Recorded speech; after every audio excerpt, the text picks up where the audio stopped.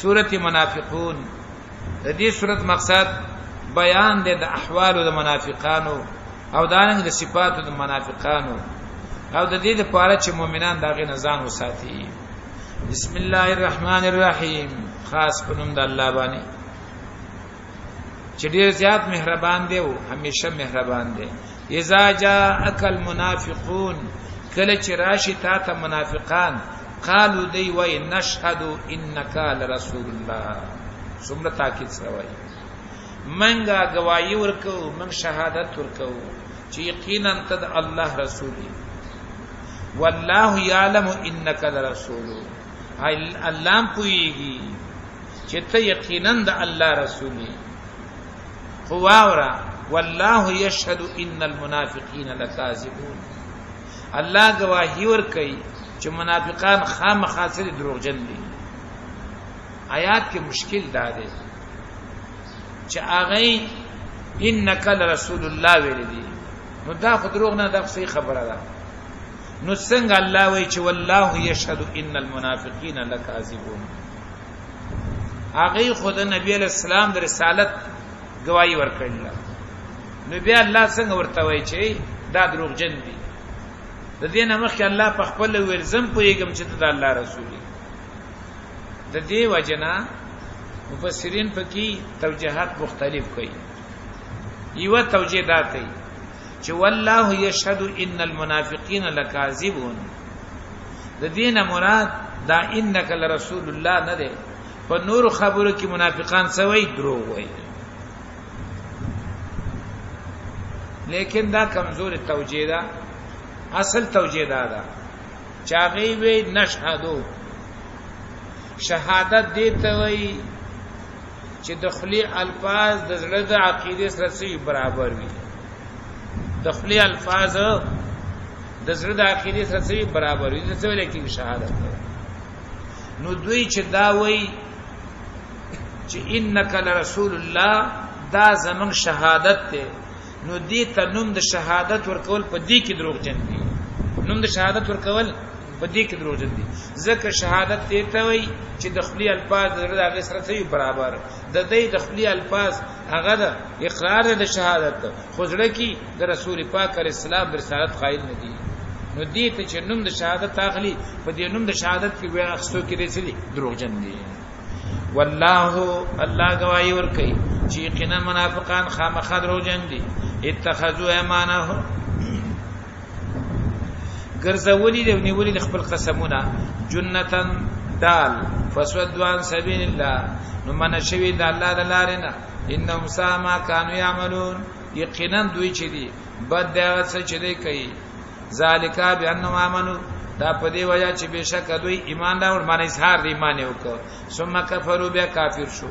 فتوبیا علی قلوبهم، معنی به په خپل باندې مسوکل انکار وکړ. فتوبیا علی قلوبهم، نو مهر والے شو دې پړونو باندې.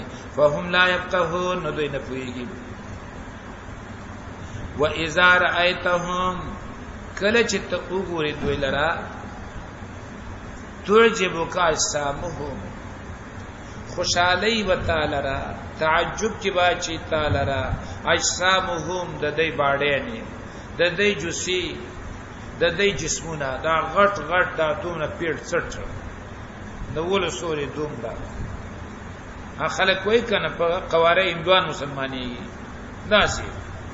توجب کا اجسامهم، د دې جسمونه، د دې تنی، د دوی بدنونه، د دې باډې نه، دا بتا په تعجب کې اچي. دا بعضی د مجاهدینو عجیب خبره کوي، دا چې جهاد ته نه دی خو پلنې کنه، وای د فرانسې ټوپک مرمۍ دغه نه بدن نه نوځي او زینه کدا تلې وش پګاته ګولې کې سړېدلې. نو دا هغه شی دی غټ غټ دي د فرانسې ټوپک ګولې ته وزینه، لیکن دنه ګیدړ د ګیدړ. تحسب تعجبک اجسامهم، تعجب کی باچی تعالی را د دې بدنونه او باډې نه او د دې جسمونه. و ان یقولوا تسمع لقولهم، او که خبره کوي نو تاسو په صحت او بلاغت سره، تاسو په شد او مات سره، تسمعوا لقولهم، چې تبغ وغ دې د خبره ته. کأنهم خشب مسنده. لیکن دن حالات دی تا دی تبوی دا لرګي دی دیوال ته خودل شوی. د دې درې فائدې بیانې.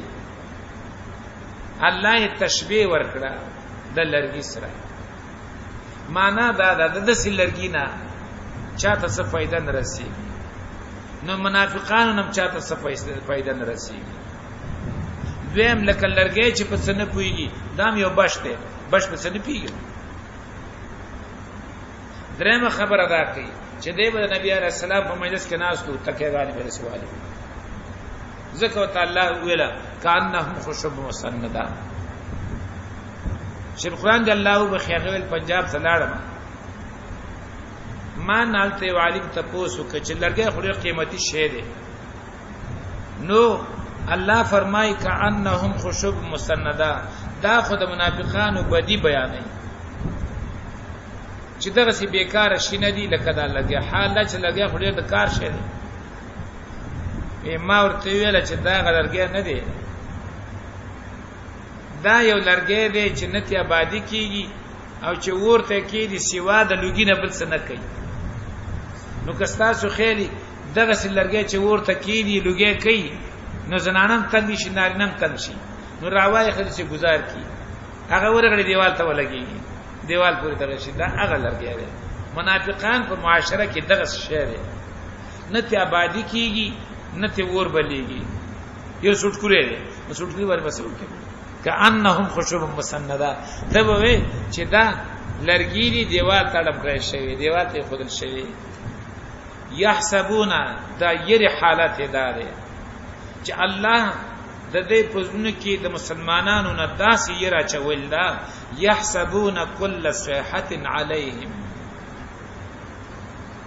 غنی دی ګمان کوي دوی کل صیحه د هر چغه چې فقط ناسا په چرته आवाज وشي بس د دوی سیره پیدا شي چې اسنه پیغمبر اسلام مسلمانانو ته زمونږ د وجلو امر نه کړي. رسول الله صلی الله علیه وسلم صحابه او ته زمونږ سره د جنگ کولو او زمونږ د وجلو امر ته چرته نه کړي. نو غنی دی ګمان کوي دوی په هر आवाज باندې علیهم، هر आवाज دا فساد باندې غنی چې ګنه دا زمون خلاف یو आवाज دی چې وشو موږ څه کوي وجنیم. یحسبونا ګمان کوي دی د هر چغي علیهم فساد باندې. خبره په دې ختم شوله. هم العدو د دې وجه مې کې واخ راغی د څه چرته ونه کوي چې یحسبونا کل سیئه علیهم هم العدو. په هر چغه باندې تاسو ګمان دی ګمان کوي د دشمن. نه نه نه نه نه هم العدو جدا کلام دی. یحسبونا ګمان کوي دوی کل سیاحت د هر چغه علیهم فزان باندې چې ګنه پیغمبر زمون په خلاف باندې مسلمانانو ته د وجل حکم وکړو. نو همیشه په یره کې پراته وي. هم العدو الله فرمای هم د دشمنان فاحذرهم ځان ته نو ساته. قاتلهم الله الله دې دوی هلاک کی. ان یفکون کوم طرف ته دوی اړول شي ویلي. و اذا قیل لهم کله چې ویل شي دوی ته تعالوا راشي یستغفر لكم رسول الله چې بخنه غواړي ستاسو لپاره د الله رسول لو ورسهم نو تاو کې خپل سرونه دا بټي سرونه چې به تاو کې. او دا ما تاسو ته سورته فتح کې ویلي چې دا چې تا ته راځي چې موږ نه د الله نه بخنه وغواړو. نو الله فرمایي دا پزړه کې ځان ګناګار نه غني او تا ته په خلوانی وای چې موږ له بخنه وغواړو. دغه د دې صفه معلومه شوه چې کله دوی ته ویل شي چې راشي چې الله د الله رسول در بخنه وغواړي لو رؤوسهم نو خپل سرونه تاو کی. ورأتهم يسدون او ویني بته دوی چې اوړي با وهم مستكبرون او دای د لوی کوونکی. سواء علیهم برابر ده په دوی باندې استغفرت لهم که بخنه غواړي ته دوی لپاره ام لن تستغفر لهم یا بخنه غواړي دوی لپاره لن يغفر الله لهم الله هیڅ لري ته بخنه نه کوي.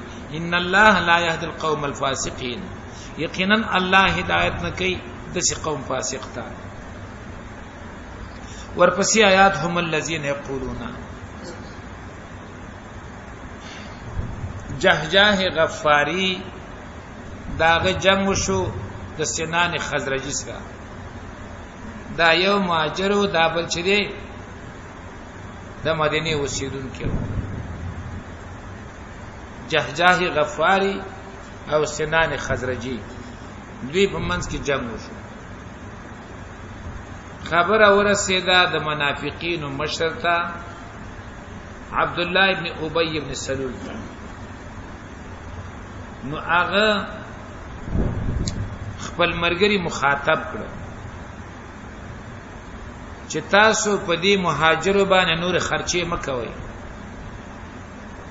د دې لپاره چې د مکه کنګالان د پیغمبر صلی الله علیه وسلم د خوانه خواره وارشي دا خو تاسو خرچې پکوي ځکه د په خوا کې ناس دي تاسو په خپل خرچې باندې کوي نو دا کنګالان د مکی بعد د خواره وارشي الله عین هغه خبره